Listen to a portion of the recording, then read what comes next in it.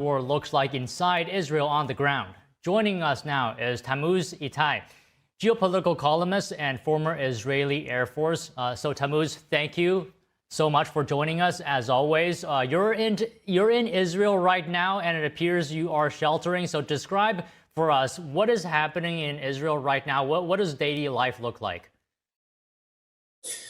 Thank you for having me. Right now, I'm in my bomb shelter, which is in my home. A sizable number of people in Israel have that. I don't know, maybe 20, 30%, but maybe 30, 40% of people don't have bomb shelters in their homes, so they need to rush to the community bomb shelters. Some people, whether they are elderly or with young children, they can't always do that. Today, I was in a shopping mall, and we had maybe 3, 4 incoming missiles that we had to shelter in place. And I was in a shopping mall, and in the shopping mall, the bomb shelter is like the bottom floor of the parking garage. And I was shocked to see a tent city of people and families who just go there every night to sleep there because they can't rush with their kids or their elderly to the bomb shelter. So they've been, the past month, they've been living half their lives in the parking garage. And these are normal people with apartments or homes. So in that sense, it's been challenging. It's been a month. But at the same time, people are trying to keep on living. So right when it was all clear and we could go out, people flood back into the streets. They buy coffee, they try to eat out, they try to live as normal as they can. So it's a kind of strange existence. Okay, let me just follow up on a number of things one at a time here. Are sirens heard more often now? Are Iranian missile attacks more often or less often? Have they decreased? Well, the first week was pretty intense, and then they kind of started decreasing. But in recent week, they started increasing again. And yesterday was the day with the most sirens since the first day. We had to go to the bomb shelters like 10 or 11 times. So I would say it's variable. If we want to go into the intelligence and the reasons why it's happening this way, we can go there. But it seemed like they were decreasing, and now maybe it's increasing again. So why is that the case? Because we're hearing from the U.S. side that the U.S. military has taken out 90%. Sometimes officials are saying even more than 90% of Iran's missile capability or manufacturing capability. So what's happening? Well, I think it's a numbers game, right? So if you had 2,000 missiles and you took out 90%, you still have 200. And if you send 4 or 5 a day, it gives you many, many days you can harass the Israeli home front and the Gulf states home front. And I think that's the game they're playing. They probably have a lot less missiles and a lot less missile launchers, because that's actually the limiting factor, not the missiles themselves. But if they just send a few every day, it's still an emergency on the home front in all the relevant countries, including Israel. So there is no contradiction. I think that's basically it seems like the Iranian regime wants the Israeli citizens to grow tired of the war and put pressure on the Israeli government. Okay, so you talked about how there was an underground shelter under a shopping facility. Are food and medical care, basic supplies, are they easily accessible right now? Are businesses operating as normal? Well, I mean, so far there is no problem with medical supplies and food. The supermarkets are open, the pharmacies are open.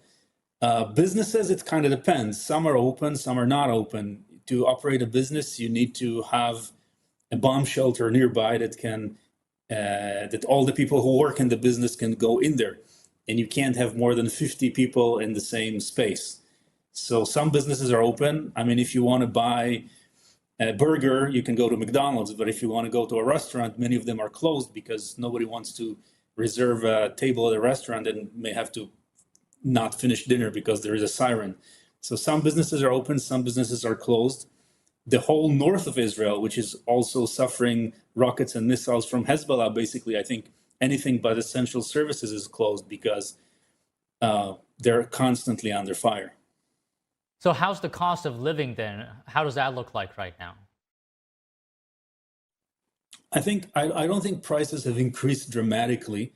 I think the problem is that if you have a business and it's not working, then you don't have money, not because the cost of living has risen, but because you have no income.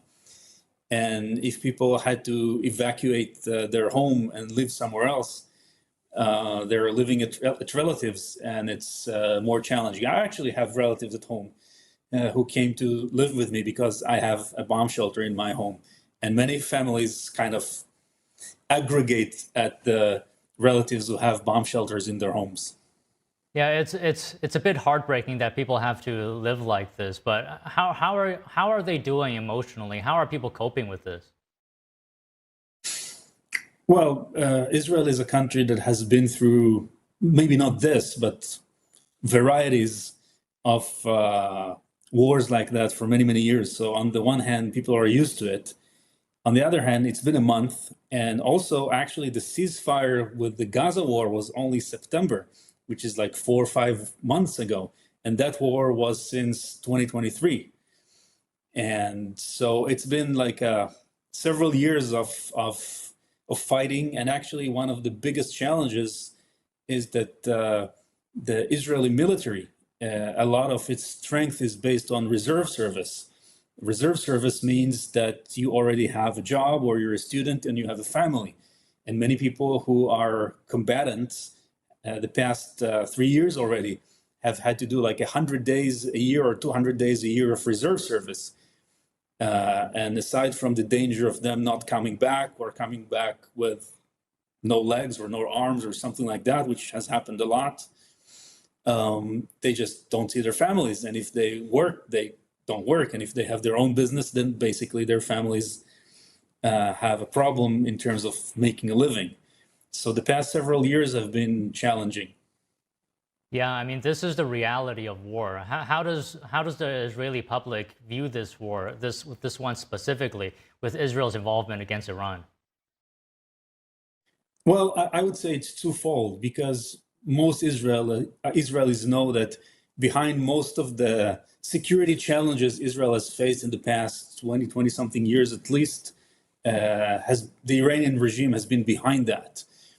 And if there is a chance to reduce, maybe not neutralize, but significantly reduce the threats directly from Iran, but also from its proxies that depend on it, whether it's Hezbollah, the Houthis, Hamas, or any other terrorist groups, then Israelis are willing to tolerate severe inconvenience. At the same time, it's been a while, and after the attacks in the summer, the war in the summer, many Israelis hoped that Iran was pushed back years or decades, and now we have a war again. So there is some sort of fatigue, but I think the approach of many Israelis will kind of be determined by the end state, and we are not there yet. If the end state seems favorable to better living conditions for at least several years, then I think many Israelis will feel that it might have been worth it. But if it seems like that's not where it's going, or maybe even worse, that it's a never-ending war, then Israelis will have a very different approach. And we're just not there yet. We don't know where this is going. Okay, speaking of the end state, let me just ask you one last question here. How do you feel about the latest negotiations, whether you want to call it a ceasefire deal or a peace deal between the US and Iran? How do you feel about that, led by President Trump? Well, first, I want to qualify everything I say, because in these kinds of situations, everybody lies and uses psychological warfare, and we don't really know what's happening either from the American side or the Israeli side. I think, generally speaking, like we said before, even if the Iranian capabilities are decimated to a very great degree, they still, even like 10% or 5% is enough to cause trouble or to threaten tankers going through the Strait of Hormuz. And so it's better to have some sort of deal with somebody who can enforce that deal on the Iranian side. And I think one of the questions, I guess, the American administration is trying to find out through these negotiations with some Iranian strongmen or political figures is whether these people actually want to deliver or they're just buying time. And if they want to deliver, can they deliver? Or actually is there all sorts of factions inside Iran that, some will sign a deal and some will not. And we kind of, because a lot of the leaders, Trump said, like the first set, the second set, the third set have been killed. It's not that easy for them to communicate. And I think the Iranians have planned for such contingencies. So their command and control structure has a lot of redundancies built into it, which means that local commanders, if they can't reach their bosses or headquarters, they have their orders what to do and they can operate semi-independently, which makes it a lot harder for the US or Israel to defeat them unless somebody is able to force his will on all these different factions. And, some of the things that we know have happened, whether it's the initial closing of the Straits of Hormuz or other things, may have actually been done by local commanders, and then the headquarters had to take ownership of that, even though they didn't necessarily intend to do it. So going back to your original question, I think if the United States discovers they have serious people who are credible and can enforce their will, and some sort of deal can be made that will stop the war and not allow the Iranian regime to rearm, I think everybody will be happy. I think because Israel is the junior partner in this campaign, they will have to acquiesce to whatever the US decides, even though Israel has gained a lot of credibility through this campaign, both because of its effectiveness as a military partner and also because of its support. So I'm sure the administration will try to accommodate what's important for Israel. But I will say that there are concerns in Israel about whether that deal will be favorable to what Israel needs or not. The other thing we can see is that Israel is actually intensifying its attacks on permissible targets in Iran. One assumes because they fear that there may be a deal before they finish bombing all the targets they wish to. So they're kind of squeezing more targets to get more done before a ceasefire is agreed upon. Yeah, a lot of moving parts here. Is a very complex situation. But I guess the only real answer we'll get is just by waiting and see what happens in time. Tammuz, I wish you to stay safe. We can't imagine here in the United States what the Israeli people are going through right now. But really, really appreciate you speaking with us today, Tammuz. Thank you. Thank you.